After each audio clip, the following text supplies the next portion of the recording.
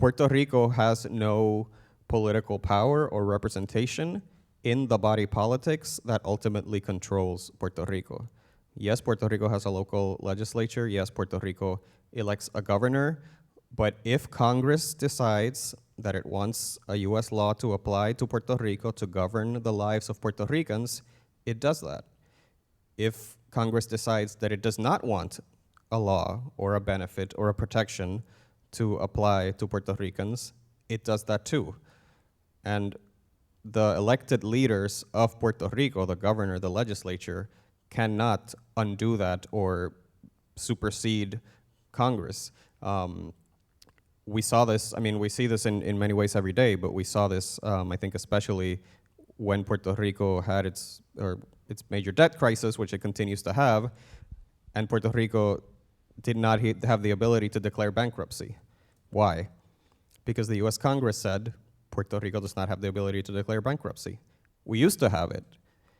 Congress took it away. They just passed a law that says Puerto Rico can't declare bankruptcy.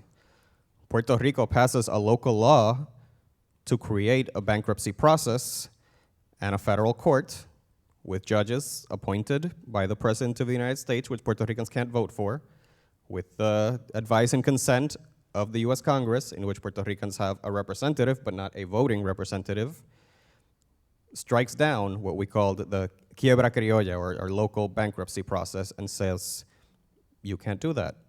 The federal government controls what Puerto Rico can and cannot do. The local self-government that Puerto Rico has is in many ways a mirage.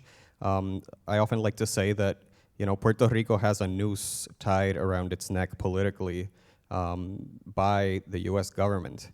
Sometimes there's a little slack in the rope. Sometimes the noose is not tied very tightly, and that creates the impression that we've got a little more freedom than you might think and that we have the ability to move. But with a snap of its fingers, Congress can decide to tighten the noose, and I think that's colonialism. Essentially, so Puerto Rico, I mean, the Financial Oversight and Management Board, FOM, or La Junta, right, that was created under the Promesa Law. That's a clear example of colonialism, right? Like, they are the ones that doesn't matter what the government says in Puerto Rico, they are the ultimate power to decide whether the budget in Puerto Rico is okay or not, right? They were the main architects, I mean, they were, of course, Puerto Rican architects, of privatizing the generation of electricity in Puerto Rico, right, and the distribution through Luma, right?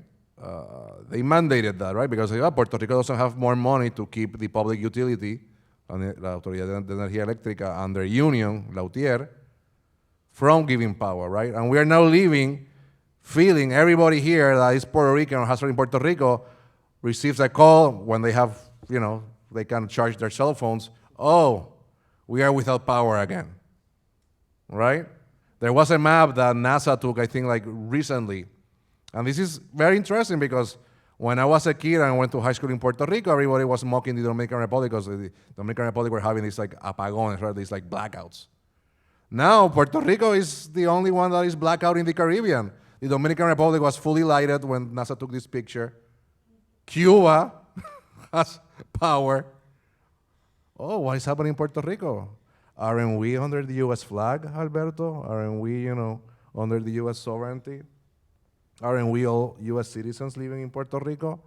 Where is our power? Right?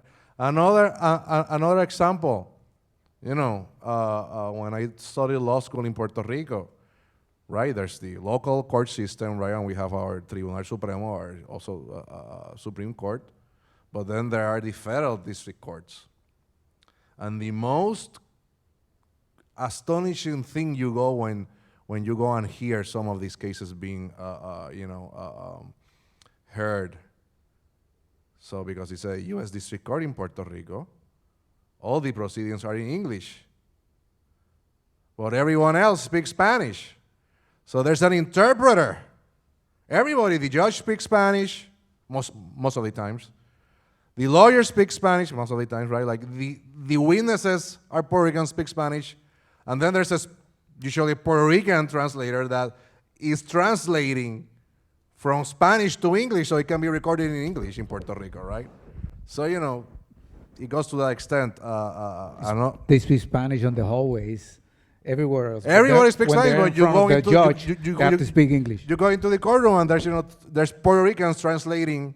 I mean, probably a similar situation that we're having We right could now. use one right now, but But we're doing it because of inclusion, right? Like, that is abject colonialism, right? I mean, like, sometimes the bad thing about colonialism, like, it affects the big things, but then sometimes affects the small things that we are now so used to do, right? Sometimes here you get a question, oh, where are you from? Puerto Rico. Oh, where is Puerto Rico from, right? Then you say, like, oh, I have to explain, right? Like, even that, right? We cannot say, no, I'm from Puerto Rico. Okay, great, right? Like, you are, no. Oh, but aren't you also U.S. citizens, right? Do you need a passport to travel to Puerto Rico? Why are you guys, the Olympics in Paris? Why are you guys have an Olympic team? Right? So, it affects every single piece of our lives, right? And I think has of course, economical effects, political effects that we have already said, right? The non-voting delegate in Congress, it's 2024 and Puerto Rico still, doesn't have any real power. Psychologically, these examples that I just said. Culturally, it affects us culturally. We cannot develop our own, I remember when I was a kid, that we had more programs in Puerto Rico created by Puerto Rican artists, like, we are all here. I mean, many of you those that are from Puerto Rico have different stories of why you ended up here. In the last 8 years, there's been 55,000 Puerto Ricans leaving the island every year. That's close to, 500,000 Puerto Ricans that have left the island in the last 8 years, right? Sometimes they call it like the millennial exodus. It's the colonial exodus. People are leaving Puerto Rico right now, right?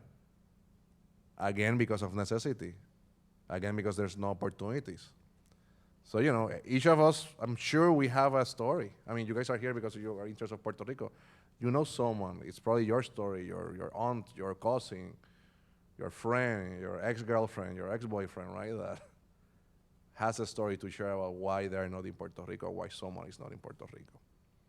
And the culprit, again, it's colonialism. as we've said, colonialism and the insular cases and the entire mindset that leads to it comes from this idea that these people are not fit for self-rule. And Puerto Ricans, I am sometimes sad and even ashamed to say, many Puerto Ricans, not all of us, thankfully, have accepted that idea and have come to believe it. And that is perhaps the most profound impact beyond the legal, the political, the economic that colonialism has had on our people, at least in my view. It has destroyed in many ways our sense of self, our sense of imagination of what we're capable of and what we can achieve as a people.